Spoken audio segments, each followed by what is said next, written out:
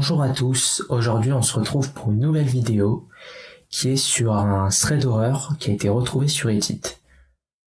Alors j'espère que vous allez bien, moi ça va plutôt bien.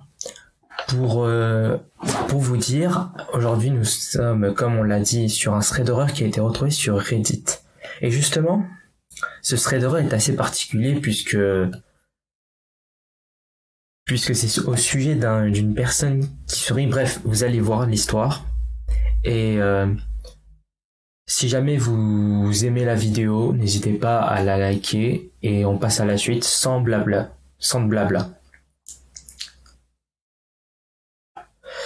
Cette histoire est racontée par une personne qui est âgée de 21 ans. Cependant, on ne connaît pas son prénom, du coup on va décider de l'appeler Jamie pour cette histoire. Il faut savoir ici que généralement c'est une personne qui n'a pas peur de grand chose. Sauf qu'il nous explique que lorsqu'il a subi cette histoire, cette expérience, cela l'a traumatisé à vie. Il nous explique qu'il a toujours détesté les clowns. Ce qu'il cachait personnellement, c'était leur sourire. Et je comprends tout à fait. Vous savez, il y a eu quelque temps une mode qui a été lancée en 2015. Pour tous ceux qui s'en souviennent, c'était au sujet sur des clowns en 2015 ou des clowns tueurs, bref. C'est une petite parenthèse que je voulais laisser. Et je trouve que leur façon de sourire, elle est assez dérangeante. Ce sourire très étrange, très flippant. Et c'est ce que nous le dit notre personnage, enfin plutôt la personne, pardon, qui nous dit que en fait c'est plutôt leur façon de sourire qui le dérange le plus. De plus, il nous dit aussi que lorsque leur visage est peint généralement de couleur blanche, cela accentue encore plus sa peur. Elle a commencé quand il était enfant. Il explique qu'il avait, par exemple, je pense, et c'est plus probable, qu'il a eu une peur particulière pour Gripsou.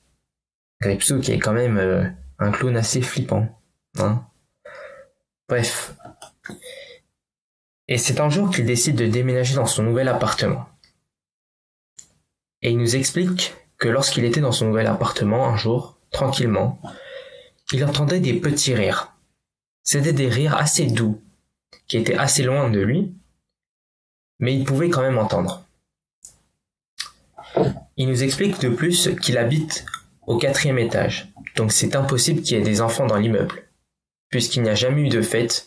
Vous savez, par exemple, quand des enfants ont des anniversaires, ça arrive que les parents ils veulent faire plaisir à leurs enfants, du coup ils se décident à faire ce qu'on appelle un... Pourquoi je réfléchis en vrai? Non. Plus sérieusement, à faire une partie, une anniversaire party, je crois, ou plutôt un birthday party. Voilà, pour mon côté anglais. Non, plus sérieusement. Cependant, il n'y a pas de fête. Et s'il y aurait eu des enfants,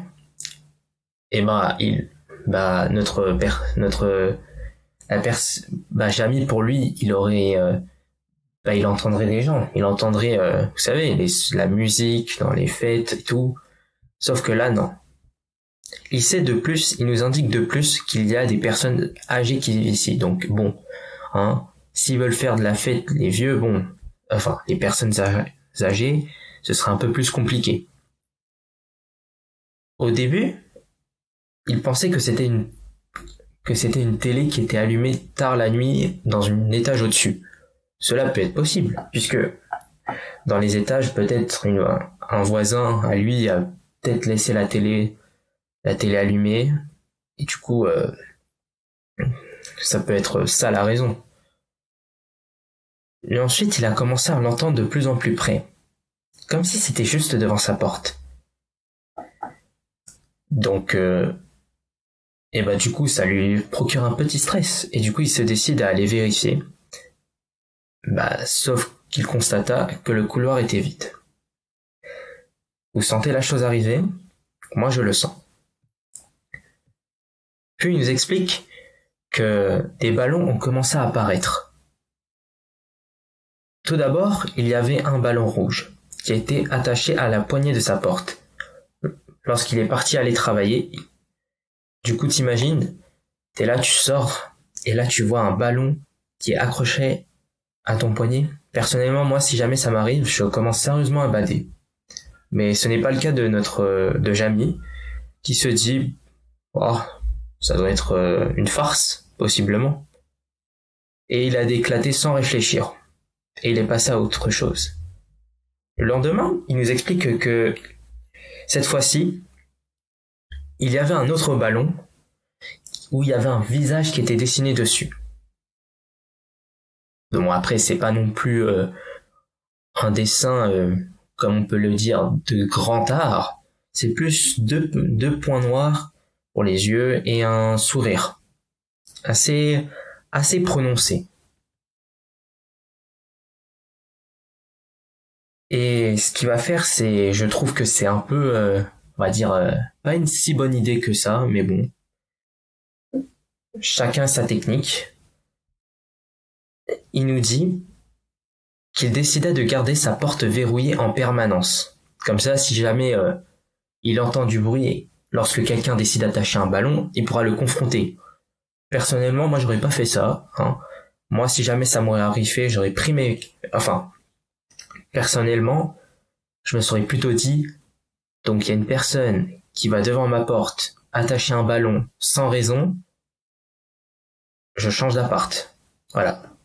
Personnellement, j'aurais fait ça. Après, dites-moi qu'est-ce que vous aurez fait, vous, si jamais quelqu'un passait devant votre porte et attachait un ballon. Bon, je pense que ma réaction est plutôt normale. Après, chacun sa façon d'agir, comme on le dit.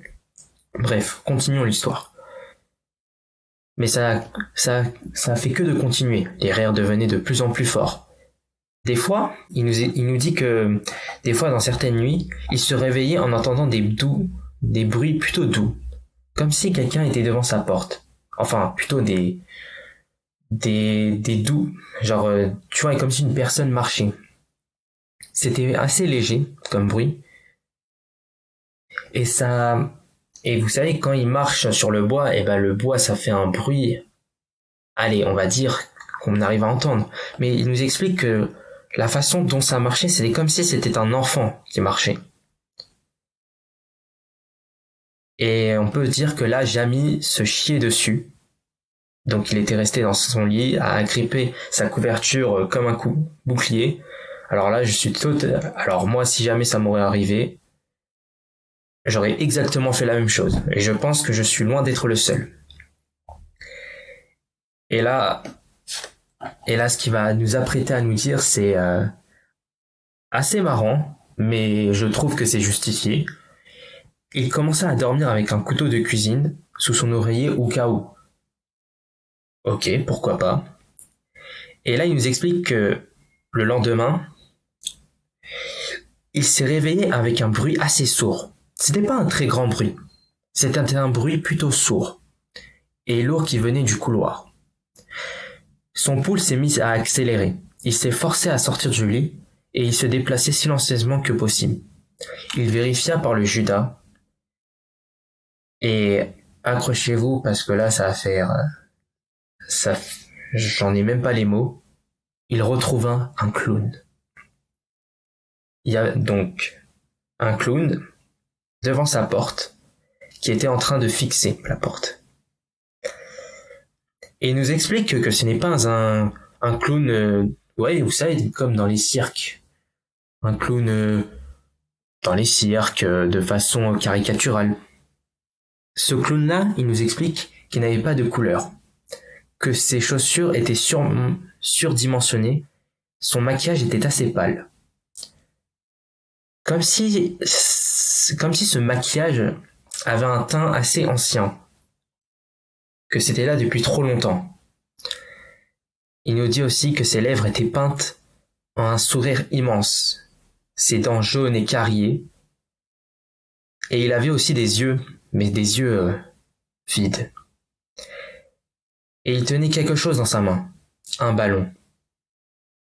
Et il avait écrit sur ce ballon, à l'encre noire, « Laisse-moi entrer ». Et là, Jamie commence à reculer. Il a le cœur qui bat. Son poignet de porte commence à trembler. Il retient sa respiration. La serrure, tient, résiste. Et du coup, il décide de faire un geste que je trouve logique. C'est d'appeler la police. Mais au moment où ils sont arrivés, il n'y avait plus le clown.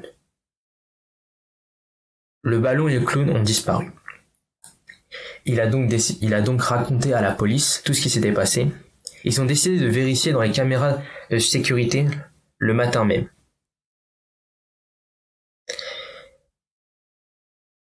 Mais il nous dit pas si ils ont retrouvé ou pas. Ça, on n'en sait pas. Et il nous explique que le matin même, un certain propriétaire, ou plutôt le sien, l'appelle à son bureau. Et là, il montre que les images où il est en train de déverrouiller la porte. C'est-à-dire que donc en gros ce qu'il nous explique c'est que le propriétaire arrive et il montre les images où Jamie ouvre la porte mais il n'y avait pas de clown. Il y avait juste lui qui ouvrait la porte et qui regardait le couloir vide pendant 1 minute avant de la refermer. Et là Jamie il est assez perplexe. Il se dit mais je suis sûr d'avoir vu ce que j'ai vu. C'est pas possible, j'ai pas pu rêver.